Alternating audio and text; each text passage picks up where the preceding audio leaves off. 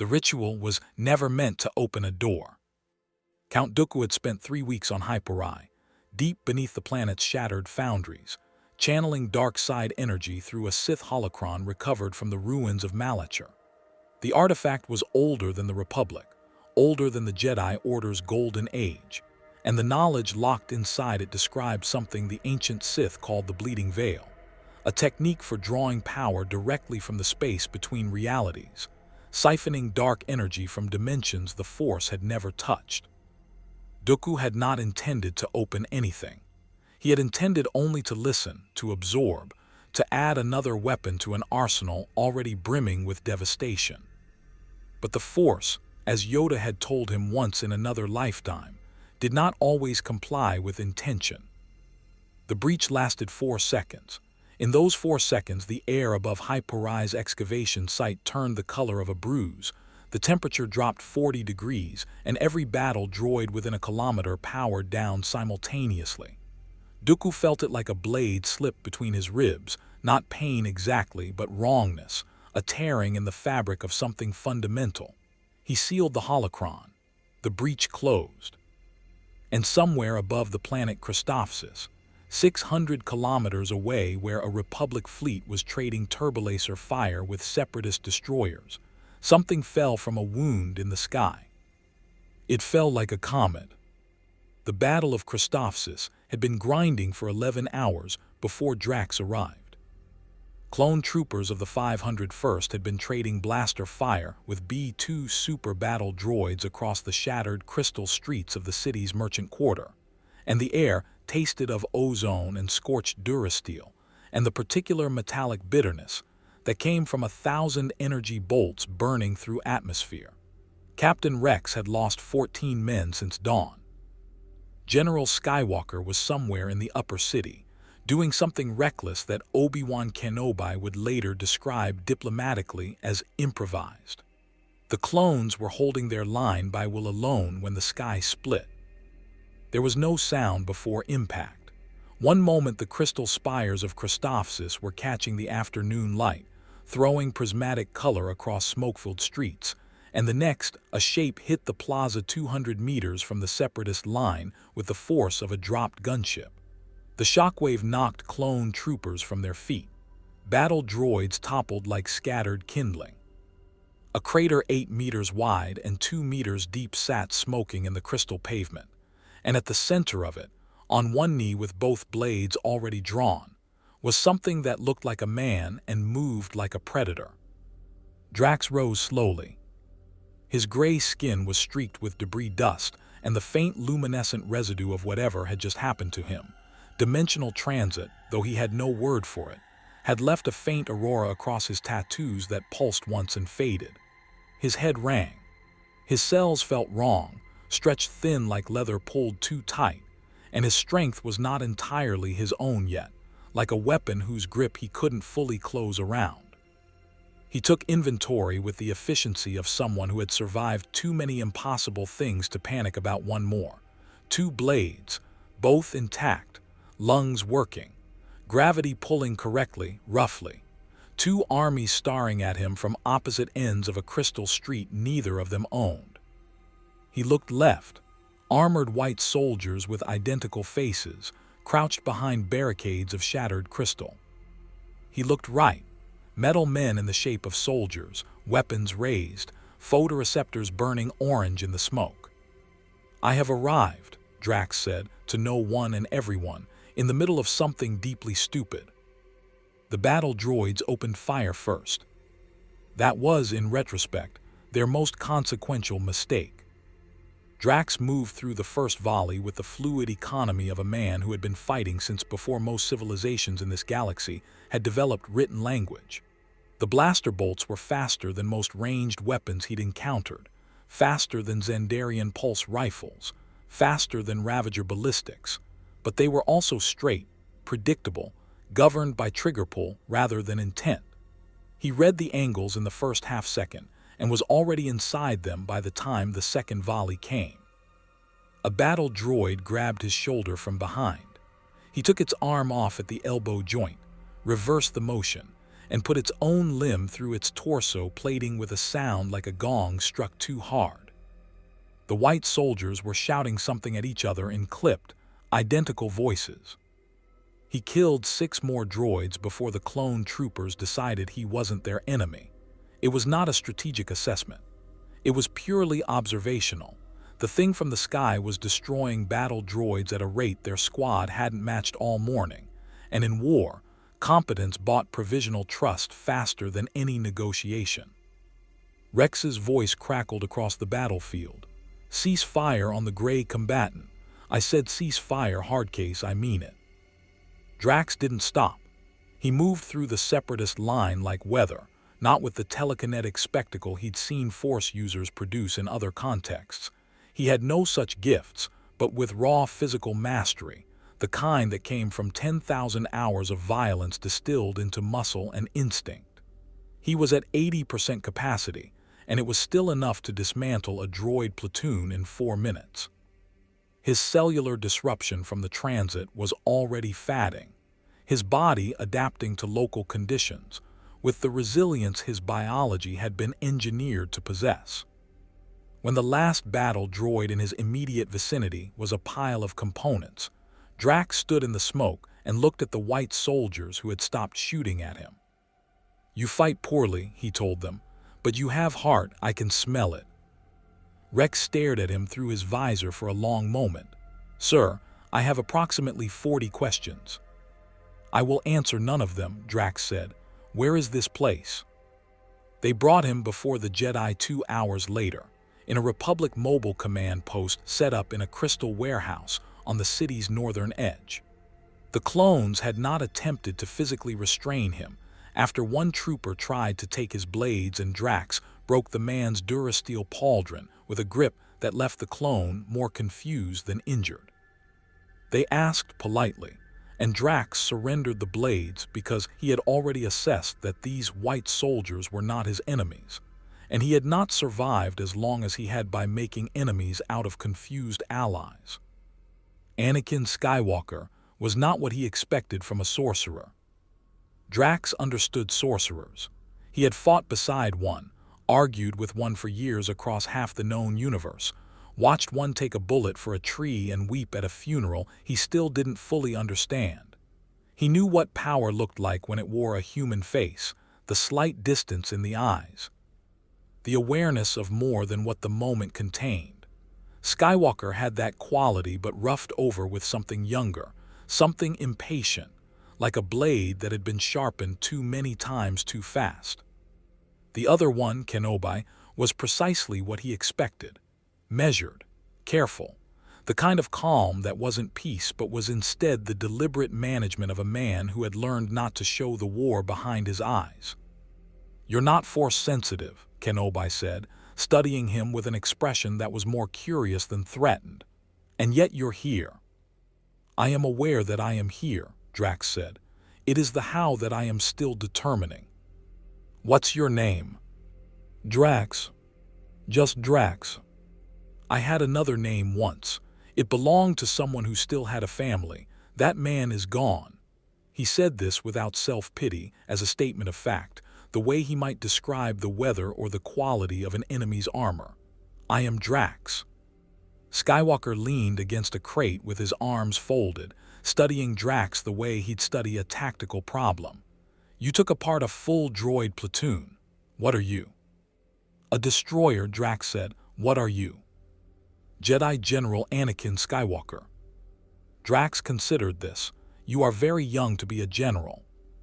A muscle moved in Skywalker's jaw. "I get that a lot." "It was not an insult," Drax said. "The youngest general I have met killed a Kree warlord with a piece of his own ship. Age is not always a measure of capability." He paused. "But sometimes it is a measure of judgment." The silence that followed was the particular quality of silence that happened when something true had been said to someone, not yet sure how to receive it. If Drax noticed the tension, he gave no indication.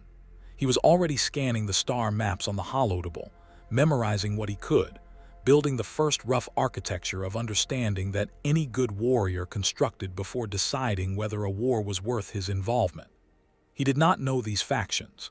He did not know this conflict. He did not know the rules of this galaxy or the nature of its power structures or what the men in the white armor were fighting to protect. He knew one thing with certainty, the one thing that had always mattered.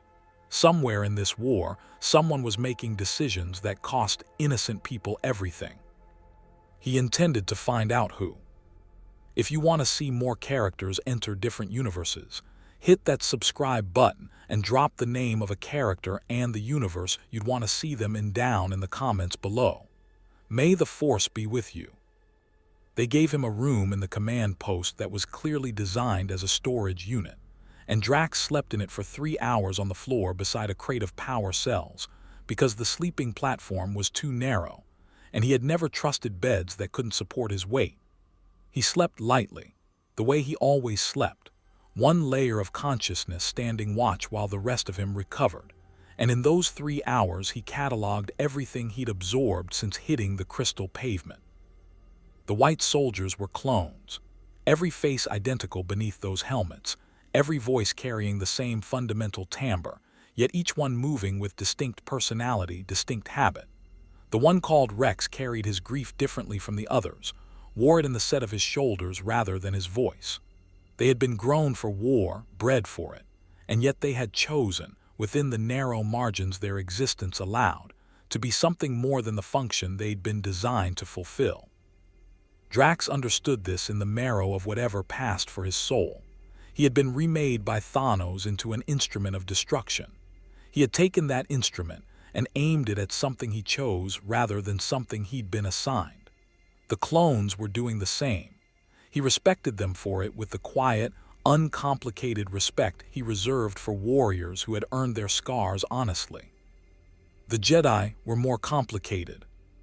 He had been thinking about Kenobi's eyes since the interrogation, not with suspicion exactly, but with the particular attention he paid to things that didn't add up. Kenobi was a man carrying a weight that had nothing to do with the current battle, nothing to do with Christophsis or droid armies or Republic strategy.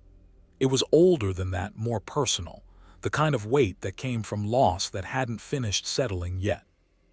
Drax recognized it because he had worn it himself for years, and he recognized too the way Kenobi had built careful architecture around it, the measured tone, the precise word choice, the almost theatrical calm. A man managing the distance between who he was and what had happened to him. Skywalker was simpler to read and more dangerous for it. That young general had fire in him that wasn't the disciplined kind. Drax had known warriors like that, Gamora when she was still learning the difference between strength and control, Peter in the early days when his need to matter outpaced his ability to lead. Skywalker's power was extraordinary, visible even to someone with no connection to whatever mystical force governed this galaxy, but it burned too hot at the edges. Power without sufficient patience was a weapon that cut its wielder as often as its target. Drax filed all of this away and rose before dawn. He found Rex on the command post's upper platform in the gray pre-dawn, the captain standing with his helmet off and his eyes on the crystal city spread below them, the spires catching the first pale light and throwing it back in fragments. Drax stood beside him without announcement because he had learned from Mantis that some conversations started better without preamble. "How long has this war been running?" Drax asked. 2 years, Rex said, give or take. "And before that?" "Peace, or what everyone called peace." Rex's jaw tightened slightly. "Turns out there's a difference between peace and quiet." Drax considered this. The ones you fight, the metal soldiers, who commands them. Separatist alliance, corporate interests mostly, banking clans, trade federations. Count Dooku leads the military side, Sith Lord. Rex glanced at him. "You know what a Sith is?" "A dark sorcerer." "Close enough." "And you're Jedi, they are the opposite." Rex was quiet for a moment. "The Jedi are. They're good people, most of them, but they're fighting a war they weren't built for. They're peacekeepers who became generals overnight, and some of them are handling that better than others.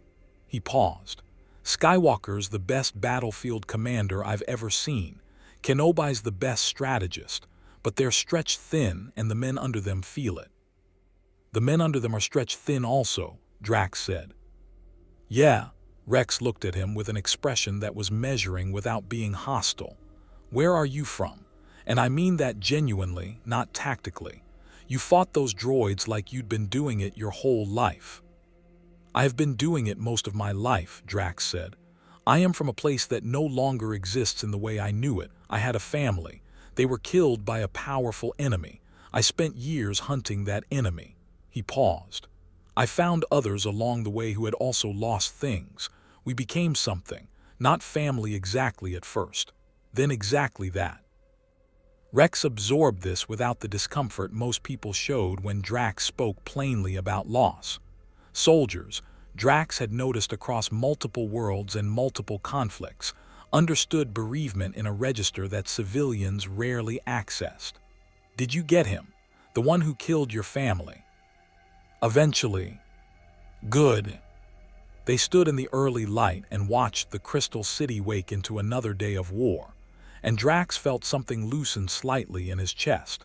Not comfort, not belonging, but the particular ease that came from standing next to someone who spoke the same unspoken language.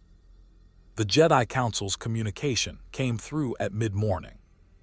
Drax was present in the command center not because he'd been invited, but because no one had told him to leave, and he'd positioned himself in a corner with the particular quality of stillness that made people subconsciously decide he was supposed to be there. The holographic figures of the council materialized above the projector table, small, blue-tinged, ancient. He studied them with the same attention he'd given every new category of being he'd encountered. A small green one with enormous ears. Several humans of varying ages. A horned Zabrak female with warrior's eyes. They discussed him as though he weren't present, which Drax found neither offensive nor unusual. Powerful institutions always discuss the unknown quantity as an abstraction before deciding whether to engage with it as a person.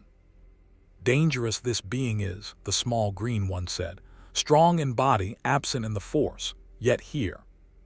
He fought alongside the 501st this morning, Kenobi offered, voluntarily, against the Separatists. Today's enemy is not always tomorrow's ally, said a tall human with a weathered face, and the bearing of someone who had given and received too many orders to count.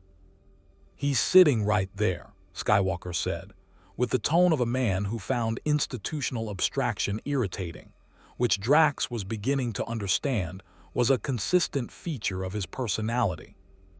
The small green one's eyes moved to Drax. Speak, you may, about your purpose here. Drax unfolded his arms and stepped forward.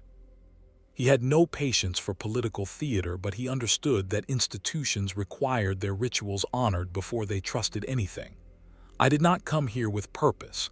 I arrived without intention or invitation. I am attempting to understand where I am and how to return to where I was. He paused. In the meantime, I observed a war this morning. I have a question about it. Ask, said the green one. Which side is protecting the people who cannot protect themselves? The silence that followed was interesting. Not the silence of a question without answer, but the silence of a question that had found a bruise. Kenobi spoke carefully. Both sides would claim that distinction. Both sides always claim that distinction, Drax said. I did not ask what they claim. I asked what is true. The council exchanged looks that contained entire conversations he wasn't privy to. Skywalker's expression shifted into something that wasn't quite amusement and wasn't quite discomfort, but lived in the territory between them. The young general looked at Drax with slightly more attention than before, as though a variable he'd estimated had revised itself upward. You are perceptive, Kenobi said finally, with the tone of a man conceding a point he hadn't planned to. I am literal, Drax said. People confuse the two. They released him from formal custody at noon. a designation that had been more theoretical than practical given that he'd spent the morning moving freely through the command post, with the understanding that he would remain within Republic-controlled sectors of Christophsis while his situation was assessed. Drax agreed to this because it aligned with what he intended anyway. He wanted to see the city. He wanted to understand what was being fought over and why. What he found in the civilian sectors of Christophsis adjusted his assessment considerably. The Crystal City's merchant quarter had been a place of commerce and habitation before the Separatists arrived, and the populations that hadn't evacuated were living now in its lower levels, in the spaces beneath the great spires where the light didn't reach, and the sounds of the battle above filtered down as a constant distant percussion. Families in spaces too small for them, rationing food that Republic supply lines delivered inconsistently. Children who had learned to read the particular quality of an explosion and determine whether it was close enough to require moving. A girl, perhaps 7 years old, was sitting on a Durasteel crate outside a makeshift shelter, drawing something in the condensation on the cold crystal wall beside her. Drax stopped. She looked up at him without fear, the fearlessness of a child who had already encountered everything that fear was supposed to warn against and survived it. "You are very gray," she said. "I am," Drax agreed. "Are you a soldier?" He thought about this with the seriousness the question deserved. "I am a destroyer," he said, "but I am selective about what I destroy." She seemed to find this satisfactory. She returned to her drawing. He looked at what she'd made in the condensation, a crude but recognizable image of a family, 3 figures holding hands with the simple economy of a child's understanding of what mattered. He stood there for a long moment. He had not thought about Havet and Camarilla in the past several hours, which was unusual. The grief was always present, had been present for so many years that he sometimes forgot it was grief and simply thought of it as the shape his interior life had taken. But looking at that drawing, something shifted in him with a slow, tectonic certainty. He didn't know this galaxy. He didn't know its politics or its factions or its ancient mystical conflicts. He didn't know which side was right or whether either side deserved his involvement. But he knew what a family drawn in condensation looked like. And he knew what kind of man he was. The Separatist patrol that had entered the residential quarter was not a combat unit in any meaningful tactical sense. It was 8 B-2 super battle droids and a single tactical droid coordinating from a hovering command sled, and their stated operational purpose, according to the transmissions Drax would later learn had been intercepted by Republic Signals intelligence, was resource assessment, identifying civilian assets that could be repurposed for Separatist logistical needs. In practice, this meant they had entered a residential block, shot a man who questioned them, and begun systematically removing people from their homes with the particular bureaucratic brutality that came from treating living beings as inventory. Drax came around the corner of a crystal-walled building and saw it whole in a single assessment. 11 civilians pressed against a wall, guarded by 3 battle droids. A woman on the ground being pulled to her feet by a 4th. 2 more droids moving door to door, dragging occupants into the street.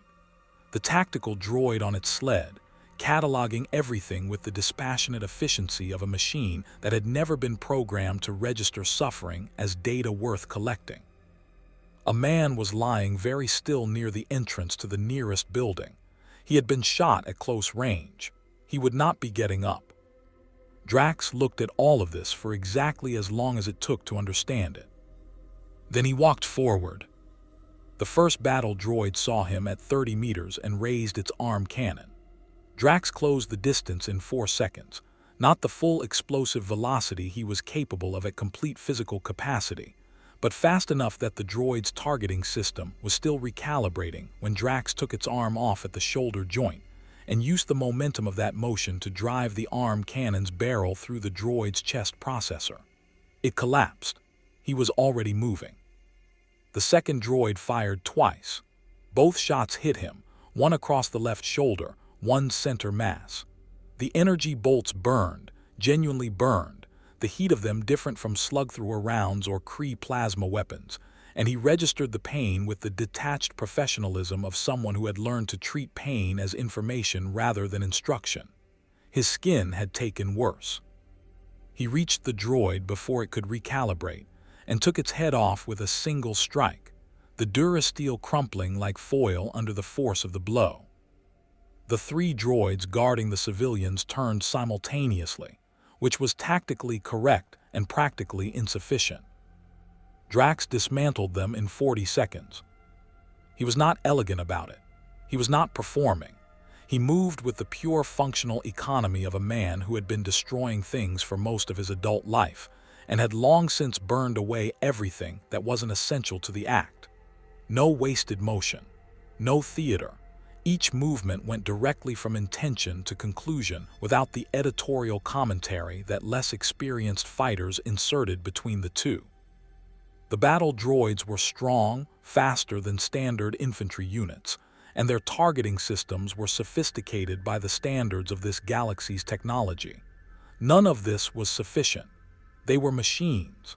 He was a weapon that had been aimed by grief and refined by years and pointed now by choice. When the last guard droid was down, he turned to the tactical droid on its command sled.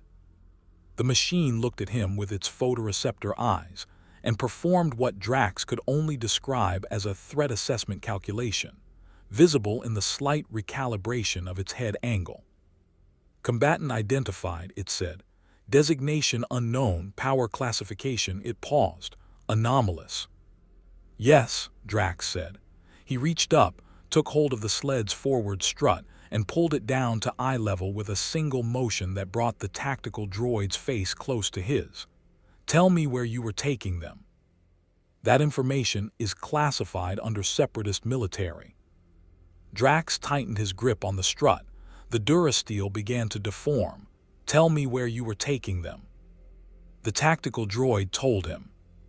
There was a processing facility in the industrial district of the lower city's eastern edge, a converted crystal mining operation that the Separatists had repurposed over 3 weeks of occupation. Civilians with specific skills, engineers, mechanics, medical personnel, anyone whose expertise could be extracted for Separatist use, were being held there and assessed. Those deemed useful were transported off-world to Separatist facilities. Those deemed not useful were detained in conditions that the tactical droid described in operational language that stripped all human meaning from what it was describing. Drax listened to all of it without expression. When the tactical droid finished, he set it down. He did not destroy it. He stood among the wreckage of its escort and looked at the civilians who had pressed themselves against the wall through the entire engagement, and were now watching him with the complicated expression of people who had just been saved by something they didn't understand. The woman who had been pulled from the ground had not moved far. She was perhaps 40, with the particular composure of someone who had decided during a crisis to simply function rather than collapse, and she was now supporting a teenage boy who appeared to be her son, his face pale with shock but his eyes steady.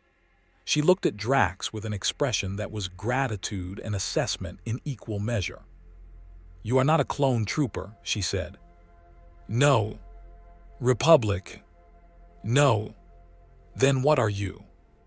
Drax considered the question.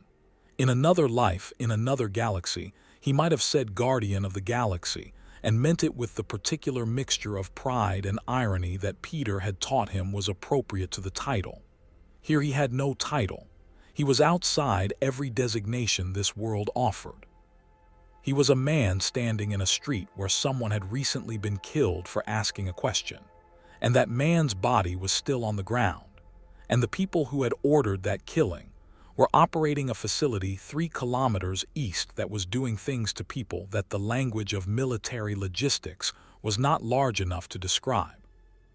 "I am someone who was in this street when this happened," he said. "That is sufficient." The woman studied him for a moment longer. Her name, she told him, was Sarah. She had been a structural engineer before the occupation. Her son Fen was 17. Her husband, she glanced briefly toward the still figure by the building entrance, and the glance contained an entire world of grief compressed into a fraction of a second. Her husband had been a teacher. Drax looked at the man on the ground. He had been shot for asking a question. Something moved through Drax that was not rage. Rage was hot, uncontrolled, the thing that had governed him in his early years of hunting. The fire that had consumed as much of him as it had consumed his enemies. This was different.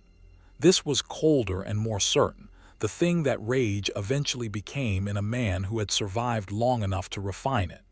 It was clarity. It was the absolute, unambiguous knowledge of what needed to be done, and the complete absence of conflict about doing it. He turned to Sarah. The facility in the Eastern Industrial District. How many people are being held there? She shook her head. We don't know exactly. 40, maybe 50. People have been disappearing from this quarter for 2 weeks. 40 or 50 people in a facility, designed to process them like cargo. Drax looked east toward the industrial district, where the crystal spires gave way to the squat utilitarian architecture of the mining quarter, now threaded with the geometric precision of separatist fortification. He cataloged what the tactical droid had told him: guard complement, access points, structural layout, patrol timing. His cellular disruption from the dimensional transit had finished resolving overnight, and he felt his full capacity settle back into him like water finding its level, the complete and familiar weight of what he was when nothing was limiting him. He was at 100%. He turned back to Sarah. Take your son. Go to the Republic command post in the northern merchant quarter. Tell them Captain Rex sent you. He paused. Tell them also that the gray man has gone east and will require an extraction corridor through the industrial district in approximately 90 minutes.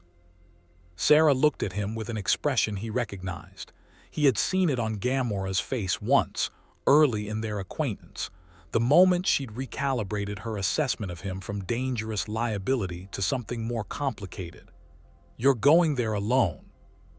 I have done more difficult things alone, Drax said. This was true, and I have done them with worse reason. He looked at Fen, who was watching him with the particular attention of a young person encountering something that was reorganizing their understanding of what people could be. Your father asked a question, Drax told the boy. That was not weakness. That was the act of a man who believed he had the right to speak. Remember that he believed it. He left them in the street and walked east toward the smoke. Behind him, in the condensation on a crystal wall that no one would think to look at, a child's drawing of 3 figures holding hands was slowly fading in the morning air. The processing facility had once extracted crystal from Christophsis' bedrock. Now it extracted something else. Drax approached from the south, using the derelict mining infrastructure as cover. Elevated conveyor tracks that had once carried raw crystal to sorting facilities, now silent and rust-streaked, running parallel to the facility's outer wall at a height that gave him clean sightlines into the compound below. He moved along them with the patience of a hunter, belly low, measuring what he saw against what the tactical droid had told him and adjusting for the discrepancies. Because there were always discrepancies between intelligence reports and ground truth, and the warriors who forgot that distinction were the ones who didn't finish their wars. The outer perimeter had 12 B-1 battle droids on rotating patrol, lighter than the B-2S he dismantled in the residential quarter, faster in their movement patterns but structurally less robust. 2 AAT tanks sat at the main entrance with their cannons oriented outward toward the approach roads, which told him the separatist commanders expected any threat to come from the direction of the Republic lines rather than from within the city. A reasonable assumption. An assumption he intended to make expensive. The interior compound held 3 structures. The largest was the former processing plant itself, its crystal sorting machinery stripped out and replaced with the modular detention architecture the separatists used for civilian holding operations. He'd seen enough of them in the droid's intelligence to recognize the configuration. The second was a command and logistics building, prefabricated, assembled quickly. The third was smaller, set apart from the others, and the tactical droid had been notably reluctant to describe its function, which told Drax more about its function than any direct description would have. He had been still on the conveyor track for 11 minutes when he registered the approach from the north. Not separatist. The movement pattern was wrong, too careful, too aware of cover, the particular controlled motion of a living being rather than a droid's geometric efficiency. Two figures, moving along the facility's blind side with the practiced ease of people who had done this kind of approach before. One tall, one shorter, both wearing civilian clothes over what he could tell was combat equipment beneath. Drax watched them for 30 seconds. Then he dropped silently from the conveyor track to the ground behind them. "You are following the same patrol gap I identified," he said. "4th and 7th droids on the south rotation, 18-second window." Both figures spun. The taller one had a weapon up in under a second, a blaster pistol, modified, the kind of modifications that spoke to regular use and careful maintenance. The shorter figure's hands moved and then stopped, and Drax saw the faint shimmer of something that wasn't a weapon precisely but carried itself like one. The taller figure lowered the blaster slowly when she processed what she was looking at. She was human, perhaps 30, with close-cropped dark hair and the flat measuring gaze of someone who had survived by being accurate about what she was seeing. She wore no insignia that he recognized, though the absence of insignia was itself a kind of information. "You're the anomaly from this morning," she said. "Rex sent a transmission, said to watch for a gray man moving east who'd need an extraction corridor." "I told him 90 minutes, Drax said. "It has been 40. "We move fast." She studied him without hostility, but with the comprehensive attention of a professional assessing a variable. "I'm Sergeant Kira Vell, Republic Intelligence. This is my partner, Spec." She indicated the shorter figure, who turned out to be a Mirialan woman with geometric tattoos across her cheekbones and the particular stillness of someone Force-sensitive, not Jedi, he thought, something less institutional, more personal. "We've been watching this facility for 6 days. We know exactly what's in there."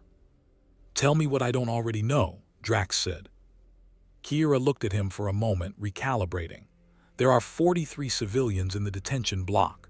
21 have already been processed for transfer. They ship out tonight on a separatist transport, destination a labor facility in the Outer Rim. The remaining 22 are still being assessed." She paused. "The small building in the northwest corner isn't detention. It's where their interrogation specialist operates." "What does he specialize in?"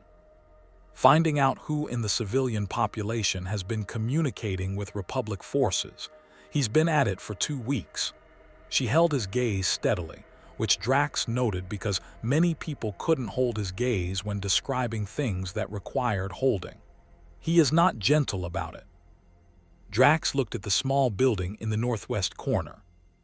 "And your mission?" he asked. "Extract one specific civilian, an engineer named Davin Oral who has technical knowledge the Republic needs. We get him out, we get clear, we report back." She said this with the precise neutrality of a soldier describing operational parameters, and beneath the neutrality, with the accuracy of someone honest enough with herself to know what the neutrality was covering. "The others." "The others are not your mission," Drax said. "The others are not my mission," Kira confirmed, and the way she said it made clear she had been having a private argument with that fact for 6 days. Drax nodded slowly. He understood the architecture of that conflict, the mission parameter against the human cost of honoring it, the impossible accounting of operational necessity. He had lived inside variations of that conflict for years. He did not judge Kira Vell for the shape it had taken in her. He simply intended to resolve it differently. "Get your engineer," he said. "I will get the others." Kira stared at him. "There are 42 other people in there. The guard complement is 30 droids, 2 organic officers, and whatever is in that northwest building. I have counted the droids, Drax said. I am not concerned about them. You're one person. I have done this with fewer advantages. He looked at the facility with the calm attention of someone for whom the gap between intention and execution had been narrowed by years of violence into something almost administrative. What is in the northwest building? You said an interrogation specialist. Is that a droid? Something shifted in Kira's expression. No, it's a person. We don't have full intelligence on him. He arrived with the occupation force, but he's not in any separatist military database we've accessed. He's force-sensitive. Our asset inside described him as, she paused, choosing her word carefully, enthusiastic. Drax processed this. A force-sensitive interrogator, unregistered, operating outside official separatist military structure. That was interesting information. It was the kind of information that changed the shape of what he was walking into, and he appreciated having it because he had learned a long time ago that the things that could actually hurt him were rarely the things that looked the most dangerous. Is he Sith? Spec asked quietly. It was the first time the Mirialan had spoken, and her voice carried the careful precision of someone who used words economically. Unknown, Kira said. Drax looked at Spec. You are sensitive to the Force. Somewhat, Spec said, with the particular brevity of someone who had decided how much to disclose and was not interested in elaborating beyond it. Can you sense what is in that building? Spec was quiet for a moment. Her eyes moved to the northwest corner of the compound and stayed there with the unfocused quality of someone perceiving something other than the visible.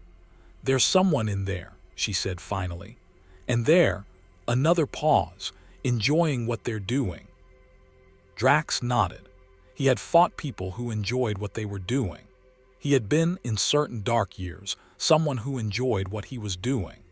He understood the particular danger that enjoyment created in a combatant, the way it made them careless about outcome because the process had become its own reward, the way it stripped away the self-preserving calculation that kept even violent people from overcommitting.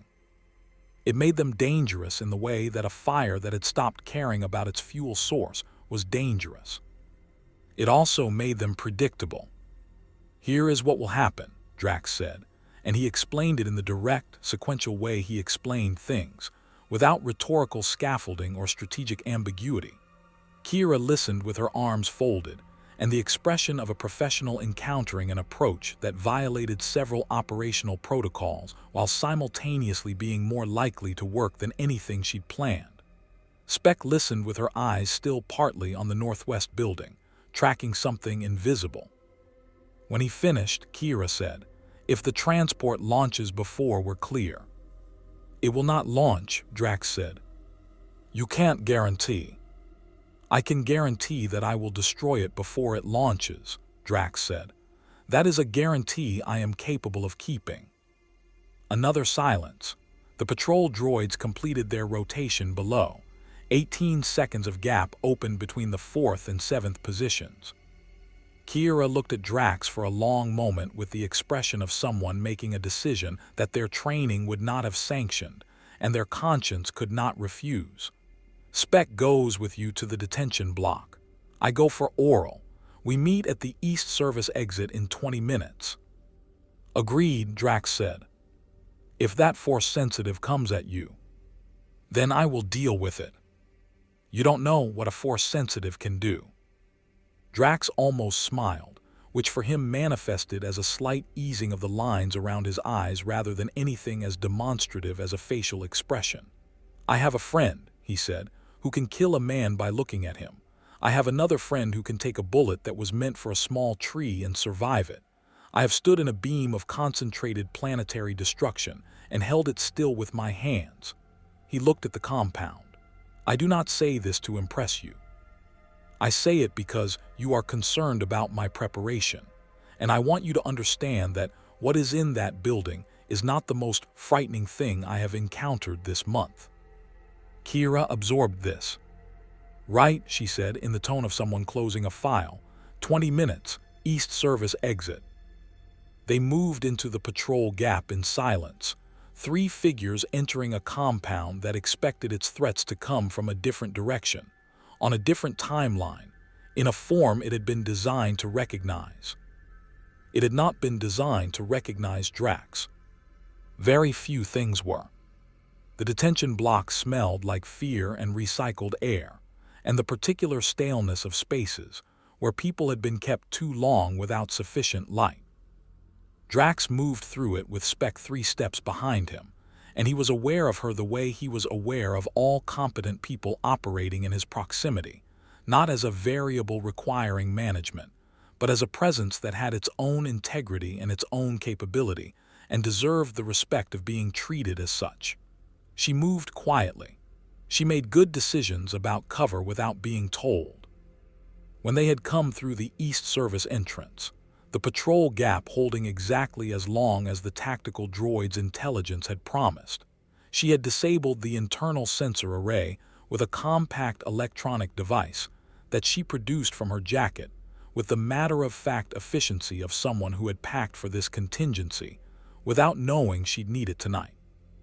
He revised his assessment of her upward. The detention block's interior was divided into three holding areas separated by energy barriers, the same modular configuration he'd anticipated, prefabricated walls slotted into the crystal mining infrastructure's existing architecture. The first area held 11 people. The second held 16. The third was smaller, 6 individuals, and these were the ones the tactical droid had classified as high-value assessment subjects, which in operational language meant they had been in that northwest building recently and had come back different. 2 B-1 droids guarded the access corridor. Drax took them apart quietly, which was genuinely difficult. B-1s were lightweight, and their joints were designed to collapse efficiently, which meant subduing them silently required a specific kind of controlled force that was more technically demanding than simply destroying them. He managed it in 11 seconds combined. The droids folded to the floor without the clattering collapse that would have carried through the facility's crystal walls. Spec was already at the first barrier's control panel.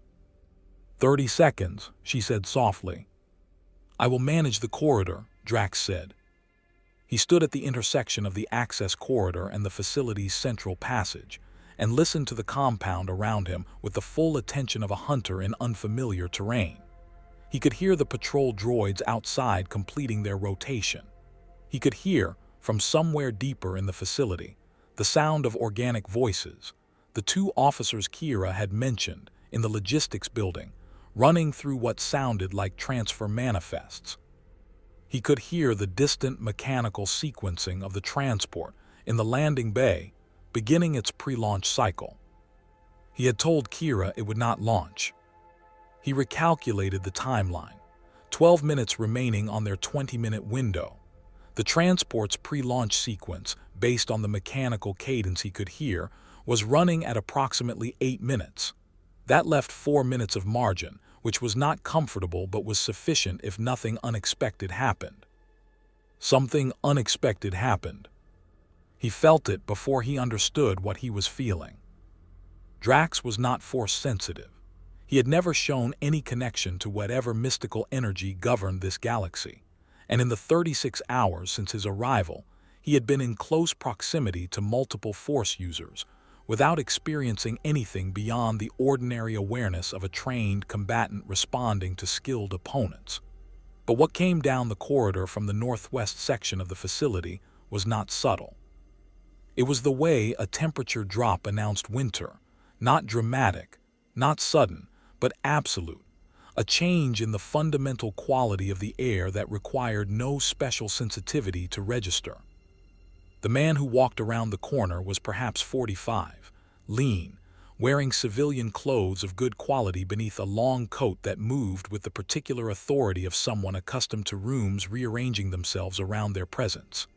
He had gray eyes that were currently doing the thing Spec had described, taking in what they saw and finding it, not alarming, not threatening, but interesting. The way a collector's eyes moved across a new acquisition. He stopped when he saw Drax. He looked at Drax the way Drax had looked at the detention facility from the conveyor track, with methodical assessment, cataloging, measuring. Then something shifted in his expression that was not quite a smile and not quite anticipation, but lived in the space between them. "You're the anomaly," he said. His voice was mild, conversational, the voice of a man at ease in situations that made other people afraid. "I've been feeling you since this morning, like a stone dropped in still water.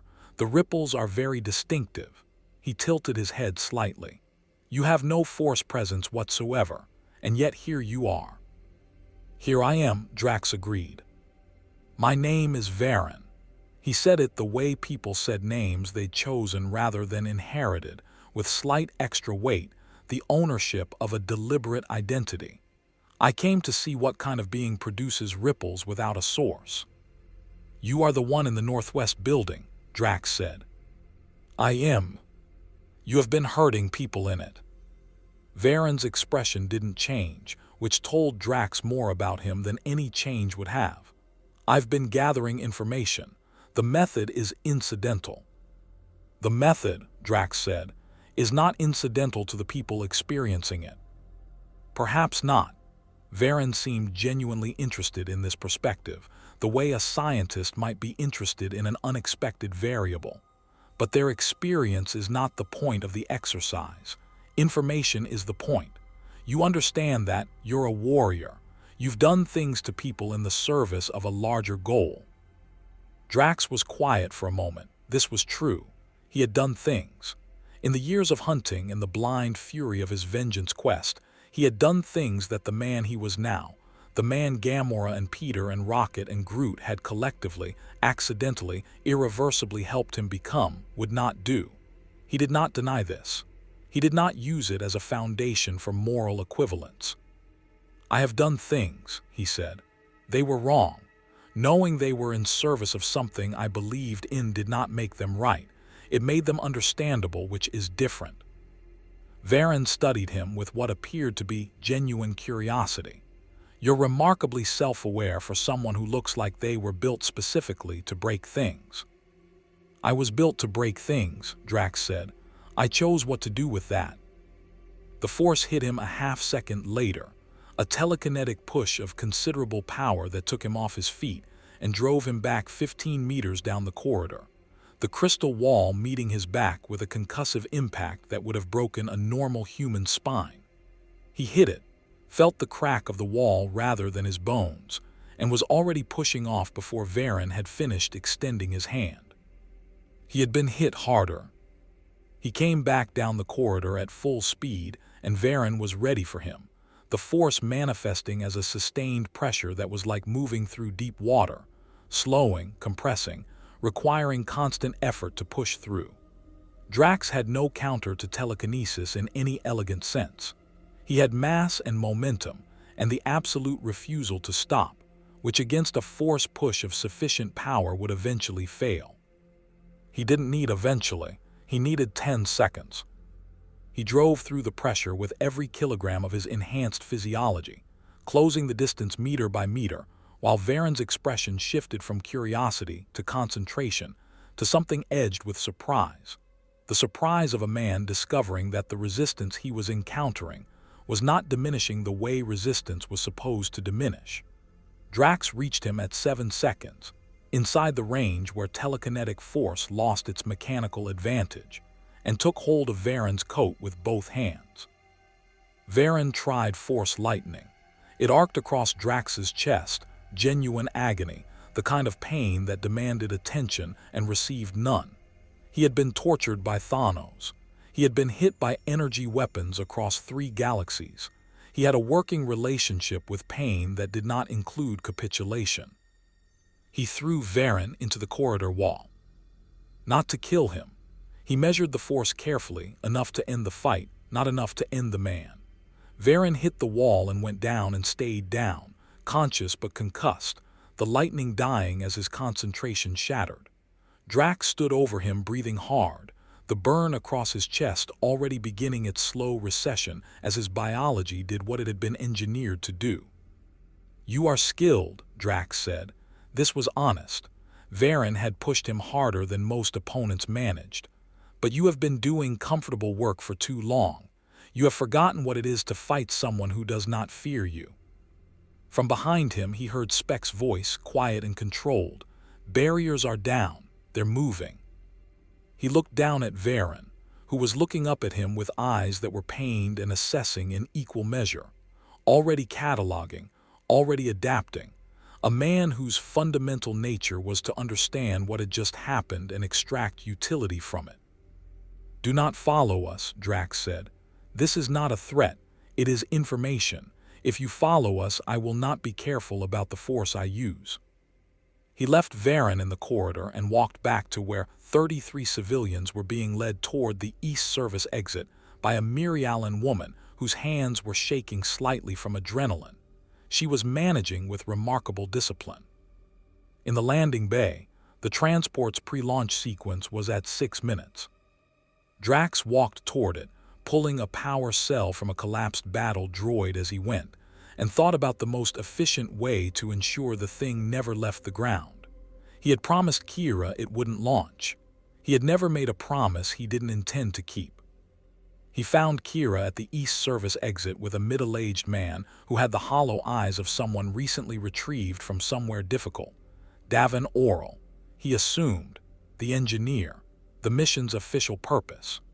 Beside them, 33 people who had not been anyone's official purpose were breathing the night air of Christophsis with the particular quality of breathing that people did when they'd stopped believing they would do it again. Sarah was among them. Her son Fenn was not, which meant he had made it to the Republic command post, which meant the extraction corridor Rex had been asked to open was either already open or opening now. Sarah looked at Drax when he emerged from the service exit. She did not say anything. She did not need to. The look contained everything: acknowledgement, gratitude, the recognition that passed between people who understood what had been done and why and what it cost. In the landing bay behind him, the transport made a sound like a machine, discovering it had a terminal problem and would not be resolving it tonight. Drax had kept his promise. He looked out at the crystal city of Christophsis, at the spires catching the last of the day's light, at the smoke still rising from the morning's battle, at the sky above it where two armies were still trading fire over territory that neither of them owned and both of them were destroying in the act of fighting over it. He thought about what Kira had said about missions, about parameters, about the people who fell outside them. He thought about Count Dooku, somewhere in this galaxy, having torn open a wound in reality through which Drax had fallen, and the dark intelligence that Kenobi and Skywalker had described when he'd asked about the Separatists' true leadership. Not a general, not a politician, but a Sith Lord operating behind the architecture of a manufactured war, pulling threads that neither side could see.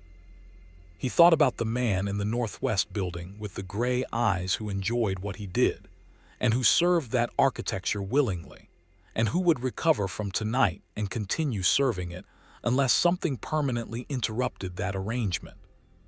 He thought about a child's drawing fatting and condensation, 3 figures holding hands. The galaxy was very large, and he was very far from home, and there was no road back that he could currently identify. But he was Drax. He had always made his own roads. He looked at the 33 people around him. Engineers, merchants, parents, a boy who had watched his father die for asking a question, and at the Republic intelligence sergeant who had bent her mission parameters until they broke in the right direction, and at the quiet Mirialan woman who had opened 33 doors without being asked. He had not come to this galaxy with purpose. He had arrived without intention or invitation, as he had told the Jedi Council, and that was true. It was becoming less true by the hour. Somewhere across the city, a Clone Wars battle continued its grinding industrial logic, and somewhere beyond the city, in a separatist command ship that didn't yet know what had happened to its processing facility, decisions were being made by people who had calculated the acceptable cost of other people's suffering and found the number satisfactory. And somewhere deeper in this galaxy, in places Drax didn't yet have names for, a war that was larger than either of its visible sides was being conducted by a man who wore the face of a peacemaker and the intentions of something that had never been at peace in its life. The Force Drax did not feel, but injustice he had always been able to find, regardless of the galaxy in which it chose to hide. He turned to Kira. "Your extraction corridor, does it go through the Republic command post?" "It does." "Good," Drax said. "I need to speak with the Jedi." He had information they needed, and for the first time since falling through a tear in the sky. He had something else, the beginning of a reason to care how this particular war ended. He walked north through the Crystal City with 33 people at his back and the night coming in around them. And in the east, the lights of the Separatist fleet moved against the stars like slow fire, and the galaxy turned around them indifferent and vast. And Drax the Destroyer, who had come here for no reason and stayed for every reason, walked toward whatever came next. It was, he thought, what he did. It was increasingly who he was. The war for Christophsis was not over. The war behind the war had barely started. And somewhere in the dark between the stars, forces that had noticed the anomaly, the ripple without a source, the stone dropped in still water, were already deciding what to do about a being who could not be moved by fear, could not be stopped by pain, and had apparently decided that this was not his galaxy to save. That had always been the most dangerous kind of person. The kind who decided anyway. Drax had come to this galaxy as an accident of dark side ambition. He left Christophsis that night as something the galaxy had no existing category for, not Jedi, not soldier, not mercenary, not rebel. Something older and simpler than any of those designations. A man who had lost everything once and learned that loss was not a destination but a beginning. Who had been remade by grief into a weapon, and had chosen, slowly, imperfectly, with the help of people he loved across a universe he could no longer reach, to aim that weapon at something worth destroying. The Republic would want to use him. The Separatists would want to stop him. The Sith would want to understand him, then eliminate him. Count Dooku, whose ritual had pulled him here, would eventually learn exactly what he had accidentally imported into his carefully constructed war, and that knowledge would not bring comfort. Varen was somewhere in the dark of a damaged facility, recovering and thinking, and men like Varen did not stop thinking until something definitively interrupted their thoughts. And in the deeper dark, in the corridors of power that neither clone nor Jedi nor battle droid could access, the shadow that wore democracy's face was watching everything with the patience of a man who had planned for decades and had never once been surprised. He had never met Drax. That would change.